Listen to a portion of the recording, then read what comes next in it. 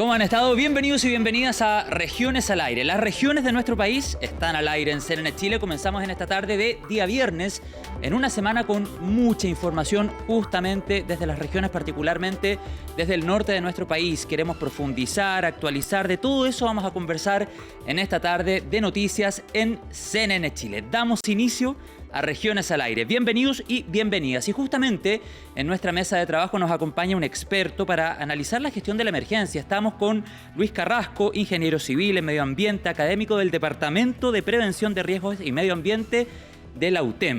Bienvenido, Luis. ¿Qué tal? Buenas tardes. Gracias. ¿Todo bien? Todo bien. Luis, comencemos con el análisis de la gestión de esta emergencia focalizada en lo que sucedió en Tocopilla, región de Antofagasta. ¿Cómo viste? ¿Cómo se gestionó? Bueno, cuando uno mira el saldo, digamos, final, ve que se ha ido avanzando en bastantes cosas, ¿no? ¿En qué lo ves? Bueno, aquí tenemos que analizar de que este es un tema multifactorial, ¿no? Y aquí hay cuestiones que están dadas precisamente de trabajos previos, por ejemplo, las obras civiles, que se vienen trabajando más o menos del año 2004 con proyectos que evidentemente dieron resultados.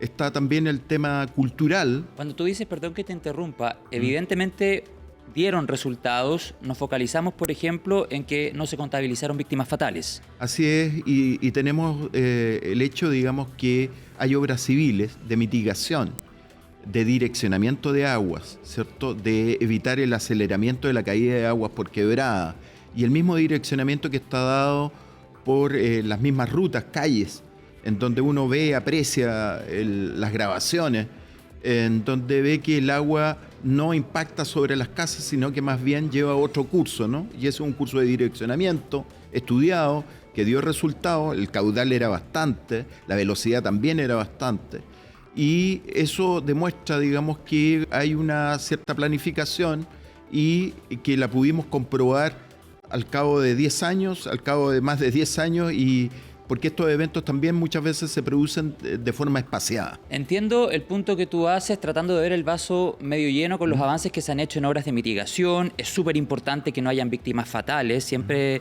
destacamos aquello, pero lo cierto es que también hubo una afectación grande a un porcentaje importante de las viviendas de la comuna de Tocopilla. ¿Qué falta para avanzar a que esa afectación se reduzca lo más posible? Bueno, aquí siempre hay, como te decía, muchos factores que están en juego, ¿no? Aquí hay un tema que tiene que ver precisamente con el evento, porque hay muchas veces que puede haber un evento de menor magnitud o mediano, y esto no va a suceder, pero si pasamos ciertos límites sucede. Entonces aquí hay un tema derechamente de la amenaza, pero también están las vulnerabilidades, y las vulnerabilidades están cuando se construye mal, cuando se ubican mal las casas, ¿cierto? O no se ordena la población, cuando la fiscalización no es efectiva. También tiene que haber una política. Somos bastante permisivos en general en Chile. Generalmente en el tema de terremotos y otros eventos, el tema de la autoconstrucción y la ubicación riesgosa es producto de que la fiscalización ha fallado, porque hemos dejado que sigan ahí, que sigan construyendo y finalmente se produzca esto. Es muy probable, digamos, que en los estudios previos todos estos sectores que tú dices mayormente afectados ya hubiesen estado en la mira de quienes estudiaron de que podrían ser afectados en tales y cuales condiciones. Y analizando la composición geográfica de Tocopilla y los alrededores, el hecho de tener mar por una parte, por el otro lado mucho cerro, ya por el hecho de su propia composición geográfica, ¿el riesgo es latente? Así es, pensemos que en todo este lugar de quebradas, cuando tenemos ciertos terrenos que no absorben agua, que finalmente propician el aceleramiento del agua, que cae el espaciamiento en términos de que caiga mucho material, hace también que el agua tenga un riesgo extra, ¿no? Con sedimentos, piedras, en fin. Y eso es todo previsible. Por eso que es un tema sumamente importante.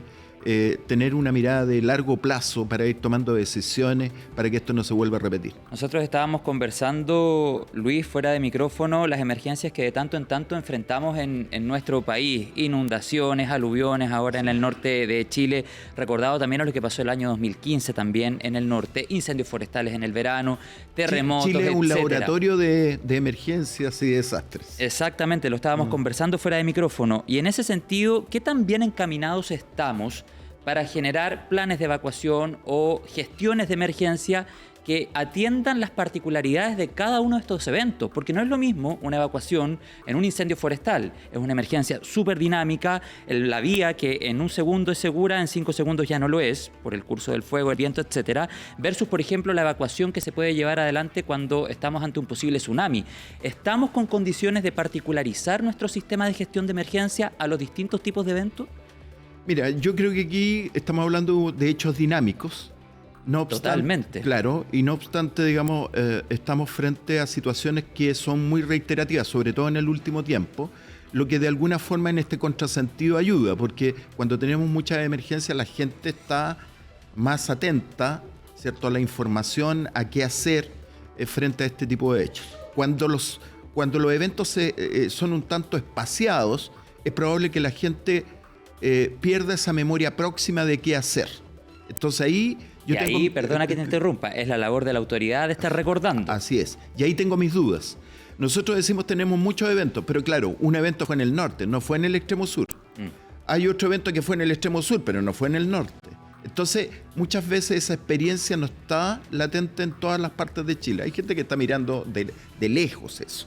Ahora, todo este tema del entrenamiento, todo el tema de la educación tiene que partir desde niños. Yo creo que ahí hay un déficit en términos de trabajar con los niños.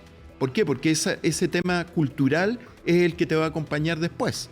Y tú puedes irlo reforzando después en la universidad, en el trabajo, en las instituciones donde tú estás. Preguntaría yo, solamente una pregunta al pasar.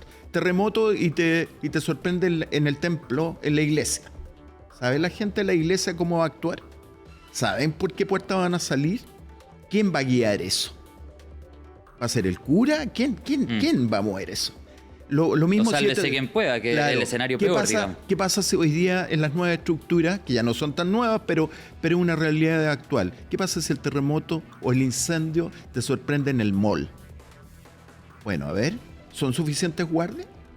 Tenemos recientemente el tema del metro, ¿no? El metro, el tren como tal, ¿cierto?, lleva a veces ni siquiera conductor. Y los guardias son muy pocos. Bueno, ¿quién guía eso? ¿La gente tiene esa preparación para hacer una autoevacuación? ¿Tiene la cultura de entender bien las señaléticas o las instrucciones que se le dan? Yo aquí mismo tuve que dar alguna entrevista con respecto a cuando se paró el tren y la gente se desesperó simplemente porque no se abrían las puertas. Entonces, te das cuenta que ahí son temas multifactoriales y que finalmente yo creo que no tenemos que confiarnos de las actuaciones. Te comentaba también fuera de cámara hace algún rato el tema de Viña del Mar. Cuando fue el incendio de Viña del Mar, mucha gente tomó el auto no debiéndolo tomar. Generando congestión, claro, y mucha gente murió en los vehículos, sí. Te das cuenta, y salió en sentido contrario. Bueno, habíamos avanzado y ahí retrocedimos. Entonces, ¿sí? Son cuestiones, como te digo, dinámicas. Sí, es interesante conversarlo. Entonces podemos concluir de esta parte de la conversación que hay que empoderar a la ciudadanía con conocimiento. Desde la primera infancia, en los colegios, en las aulas, en las universidades. Tú estás en la UTEM, en los trabajos. Pero también te quiero hacer otra pregunta. ¿Crees necesario avanzar en una nueva institucionalidad que esté focalizada en gestionar emergencias que, por ejemplo, pueda llegar a depender del Ministerio de Seguridad? Bueno, yo creo que debe haber una figura en donde le dé mayor poder, ¿cierto? Donde haya mayor presupuesto, porque no podemos establecer... Por ejemplo, se me viene a la cabeza una subsecretaría de emergencia, algo así. Sí, pero yo pensando en otras realidades de cuando hemos subido niveles, ¿cierto? Malo dar ejemplo, pero el mismo deporte, ¿cierto? De repente uno dice, le voy a dar un mejor estatus, pero muchas veces no se logra lo que se quería. Entonces en esto también yo creo que hay que establecer con bastante claridad cuál va a ser el manejo, cuál va a ser el poder, porque de repente podemos tener un ministerio, hace poco escuchaba el tema de cultura, por ejemplo, que quiere más pero tiene poco presupuesto. Entonces en esto también tiene que ir un poco de la mano con otras cosas, ¿no? No solamente elevarlo a un nivel superior, pero si tú no le dejas plata, si tú no le das posibilidad de interactuar con las leyes, no le das posibilidad de interactuar, ¿cierto?, con temas que hasta hoy día son complicados. Por ejemplo, cuando alguien no quiere abandonar las casas. ¿Te das cuenta que Tú puedes tener una organización, puedes Obvio. tener un nivel superior, pero y la persona dice, no, yo me quedo aquí, me quedo aquí. No, porque se cruza también con la crisis de seguridad, Claro. que tienen miedo que cuando se van les roban. Y además otras cuestiones que tienen vacío. Acuérdate tú de este rescate en San José de Maipo del famoso chino. Del chino, sí, claro. En otras partes te cobran ese rescate, po. Se las cobran a una persona que cometió una irresponsabilidad. Y creo que costó más de 100 millones de pesos Bueno, al Estado. y aquí sí. estamos llenos de muchas veces acciones irresponsables en que nadie las paga. Última pregunta, Luis, porque estamos en el tiempo. ¿Existe hoy la tecnología disponible en el mercado para crear una alerta SAE específica que en tiempo real nos vaya actualizando cuál es la vía segura para llevar adelante una evacuación? Bueno, existe, ¿cierto? O sea, mirado desde el punto de vista de la acción que se viene desarrollando en los teléfonos celulares, pero yo tengo mis aprensiones. ¿Todos tienen celular? ¿Todos cargan el celular? ¿Todos les dejan volumen al celular? Y además, esa es una información, pero la actuación está internalizada. Porque alguien puede tener una información, pero puede partir en sentido ¿Cómo contrario. complementar entonces la alerta SAE? ¿Con qué otro dispositivo? ¿Con qué otra Aquí, herramienta? aquí hay derechamente un tema de capacitación para que haya cambio de conducta, que haya claridad.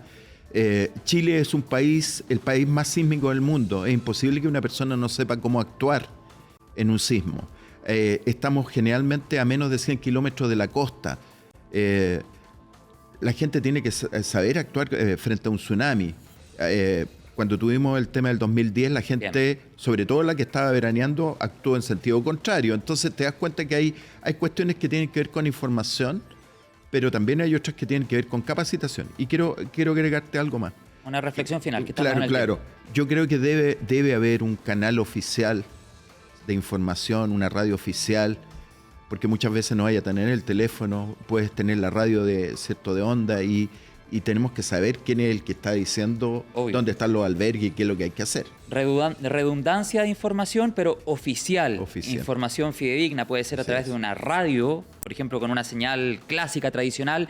Puede ser el celular, pero redundancia de información con una instrucción clara y oficial. Como dice Luis Carrasco, académico del Departamento de Prevención de Riesgo y Medio Ambiente del UTEM, te agradezco que hayas estado acá. No, a ti. Que tengas un buen día y un buen fin de Muchas semana. gracias. Nos vamos a la pausa rápidamente en Regiones al Aire. Ya estamos de vuelta en CNN Chile.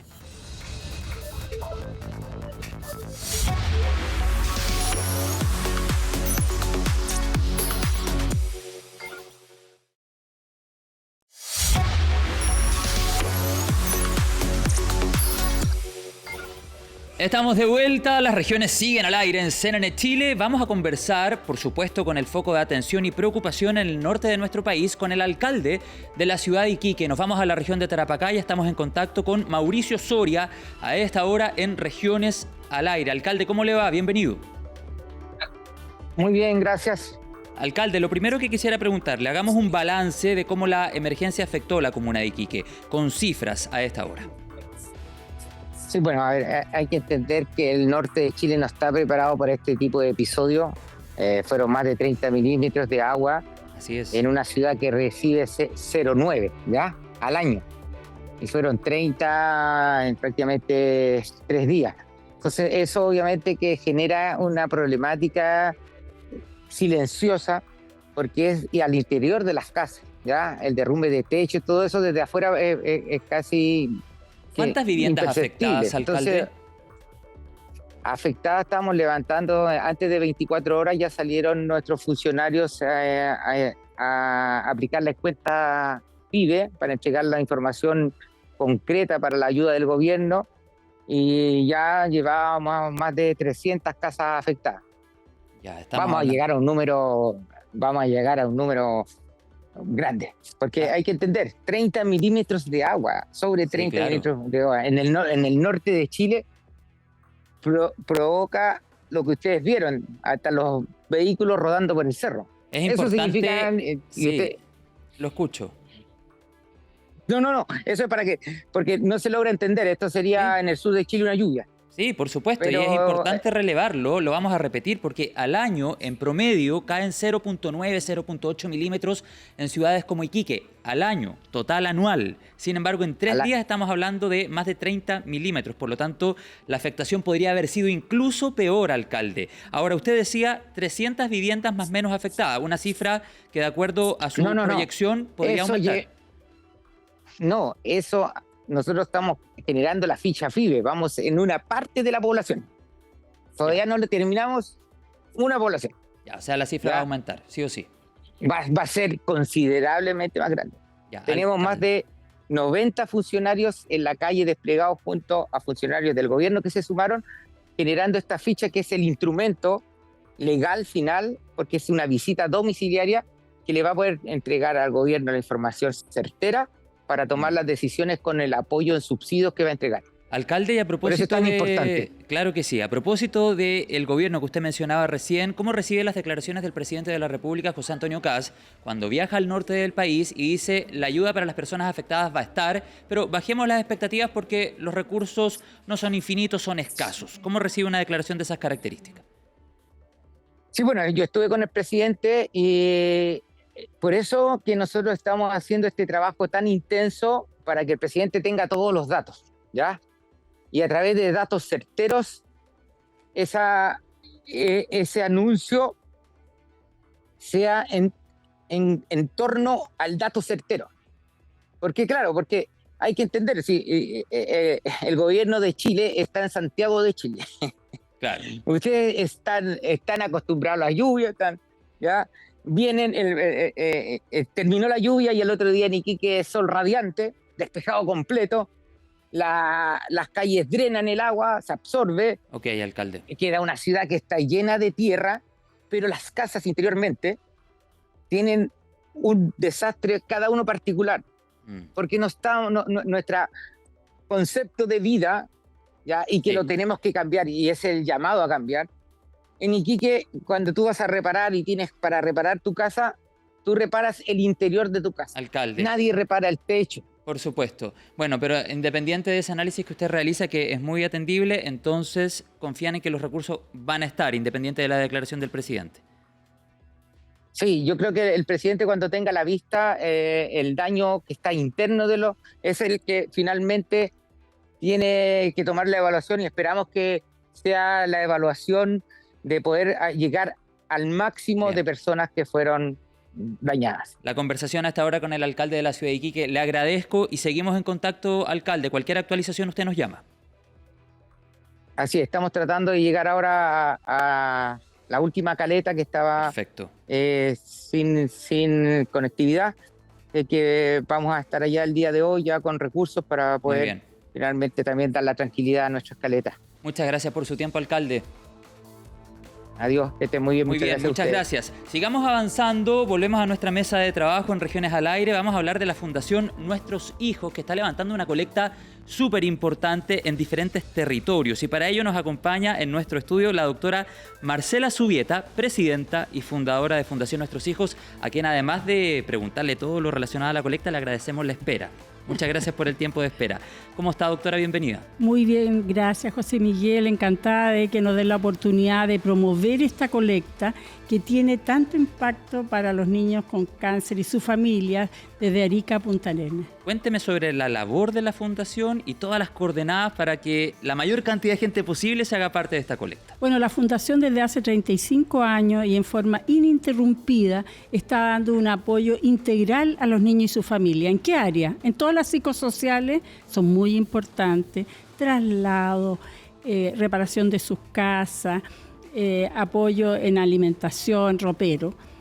En el ámbito más bien médico, todos los programas que facilitan o que ellos tengan una mejor sobrevida, como el programa de nutrición, el programa de apoyo psicológico para el niño y su familia, también escuelas hospitalarias para que los niños puedan continuar sus estudios posteriores al término del tratamiento, casas de acogida para recibir a los niños que vienen de regiones a tratarse en Santiago, y también un gran centro de rehabilitación que está transformándose en un centro formador en Chile y en Latinoamérica, y con el cual hemos contado con el apoyo del Hospital St. Jude de Estados Unidos para perfeccionar nuestro trabajo. O sea, es un acompañamiento multifactorial, Integral. transversal, como lo dice Transversal. la doctora Marcela Subieta hasta ahora en Regiones al Aire. ¿Cómo hacerse parte de esta colecta? Deme las coordenadas y además le agrego otra pregunta para que vamos avanzando. ¿Cuál es el gran objetivo que está detrás de esta recaudación? ¿Cuál es la meta que se han propuesto? La meta que nos hemos propuesto, al menos, y esperemos que sea más, de 130 millones. El aporte que hacemos a los niños con cáncer tiene un alto costo. Solo en nutrición especial para los niños desnutridos gastamos 100 millones al año. Entonces, para poder seguir apoyándolo, necesitamos de la ayuda de todas las personas, porque dar un poquito significa ayudar un montón si juntamos voluntades. Y estas familias no pueden transitar la enfermedad sin esta red de apoyo, Totalmente. sin tener estos aportes, porque para que ustedes sepan, los niños que nacen en familias de menor educación o de más escasos recursos tienen menores posibilidades de sobrevida. Y eso no es culpa del niño. Entonces, como sociedad, si todos aportamos un poquito, podemos hacer que este mundo sea más justo para los niños. Obvio. Y no cuesta nada. Hagámonos parte de esta red, de este círculo virtuoso por nuestros niños, como dice la doctora Subieta. ¿Cómo podemos aportar? Bueno, si usted ingresa a www.fnh.cl, o sea, FNH como Fundación Nuestros Hijos, .cl, podrá hacer su aporte fácilmente a través de donando, y así en la seguridad de quedar un poquito, es aportar un montón para esos niños y las familias que tanto lo requieren. Claro, repitamos la página, para que nadie se quede fuera de esta colecta, doctora. fnh.cl. Perfecto. A través de ahí, de la plataforma, podrán hacer sus aportes. Todo suma en ayuda para los niños. Eso, todo suma. Y hay una meta de 130 millones que esperamos se consiga y se supere con creces. Le quiero agradecer. Sí. Doctora, sí, por favor. No, la verdad que ese es el piso. Es Esperamos el piso, que sea mucho más. Que sea mucho más. Me viene a contar después cómo le fue. Feliz. Doctora Marcela Subieta, presidenta y fundadora de la Fundación Nuestros Hijos, gracias por estar acá. Mucho éxito en la colecta. Muchas gracias. FNH.cl. FNH.cl. Gracias, doctora. Que tenga un buen día. Adiós. Vamos a Igualmente. otro tema. Vamos a conectar con la región de Valparaíso, con el Congreso. Las carreras de galgos han vuelto a estar en la palestra. ¿Por qué? ¿Cómo avanza este proyecto en el Congreso? El periodista Nicolás Donoso de CNN Chile tiene la respuesta. Nicolás, bienvenido. Hola, ¿qué tal, José? Buenas tardes. Es una situación también, un proyecto de ley más bien que ha sido tramitado latamente durante muchos años. De hecho, ya hace un par de semanas había postergado su votación, pero que se ha tomado el debate al interior del Congreso Nacional y también al exterior, a los alrededores de las dependencias de este edificio, en una votación que se tuvo que desarrollar en sesión especial. Lo comentábamos también a lo largo de la semana durante este martes y que culminó con la aprobación del proyecto que busca prohibir las carreras de estos perros galgo por 80 votos a favor, 41 en contra y 7 abstenciones. ¿Por qué lo ponemos en contexto? Porque siempre hay que decir que son dos proyectos de ley. El segundo buscaba regularlas, una regularización para su desarrollo, pero no la prohibición total, y porque también hay que ir despejando algunas dudas. Muchos ha dicho de que se aprobó en la Cámara de Diputados, es cierto, pero lo cierto es que se encuentra en primer trámite. Fue una aprobación en general de la idea de legislar, pero ahora, al ser objeto de presentación de indicaciones, va a tener que regresar a la Comisión de Medio Ambiente que preside el diputado y presidente de la UDI, Guillermo Ramírez, y luego de allí viene la tramitación más que conocida. Va a tener que regresar al hemiciclo, votarse esas indicaciones en particular, y luego va a pasar a segundo trámite en el Senado, donde va a tener que estar alojado nuevamente en la comisión respectiva para posteriormente votarse en el hemiciclo, y solamente en el entendido de que no se realicen modificaciones entre lo aprobado en el primer y segundo trámite, se podría eventualmente quedar listo para transformarse en ley. De lo contrario, tendrá que pasar por un tercer trámite que acoja los cambios que se hayan resuelto en el Senado, y eventualmente esto podría derivar en una comisión mixta. Es importante recalcarlo porque mucho se había hablado también a raíz de redes sociales de que este proyecto que busca prohibir las carreras de galgos, donde más allá de una disputa ideológica entre izquierda y derecha, se ha transformado, algunos parlamentarios lo señalaban acá en el Congreso, en, por decirlo de alguna forma, campo-ciudad, ha tenido bastante notoriedad pública, pero todavía falta bastante tramitación en curso de esta iniciativa, que además considera, lo hemos ido mencionando también en los últimos días, multas desde 20 a 40 UTM y una inhabilidad absoluta perpetua para la tenencia de animales, pero inclusive no solamente para quienes hagan uso de estas carreras una vez que el proyecto esté promulgado, sino que también entre 5 y 20 UTM para quienes puedan promover, facilitar o difundir estas actividades. Y en ese sentido, lo decíamos, el martes se vio un ambiente bastante tenso durante gran parte del día. Se pudieron ver banderas chilenas por un lado en alusión a estas carreras de perros galgos, pero como contraparte también algunos carteles que decían no más al maltrato animal. También fue una sesión en sala bastante álgida y así se puede dar también el debate que eventualmente se puede generar en la Comisión de Medio Ambiente. Luego de ir explicando el paso a paso, entonces lo insistimos en el punto, se logró la aprobación de la idea de legislar, pero apenas se encuentra en primer trámite, va a regresar a la Comisión de Medio Ambiente. En el mejor de los casos, en las próximas semanas se vuelve a votar en sala aquellas indicaciones que se hayan presentado o impugnado para poder mejorar o modificar el proyecto, y luego ya va a tener que seguir su curso en el Senado, donde se complejiza aún más su trámite, la comisión respectiva de medio ambiente, para luego pensar eventualmente en un tercer trámite, y quién sabe, podría también generarse la instancia de comisión mixta, un informe que eventualmente debe ser ratificado por ambas ramas del Congreso. Eso es lo que entonces sucede con el proyecto que busca prohibir en las carreras de perros galgos, luego de caerse además como contraefecto lo que es el proyecto que busca regularlas. Buenas tardes, José. Bueno, le agradecemos al periodista Nicolás Donoso por ese despacho desde el Congreso Nacional. Dejamos hasta acá Regiones al Aire. La invitación, por supuesto, es a seguir con toda la programación de CNN Chile. Nosotros nos reencontramos más adelante. Que tengan una buena tarde.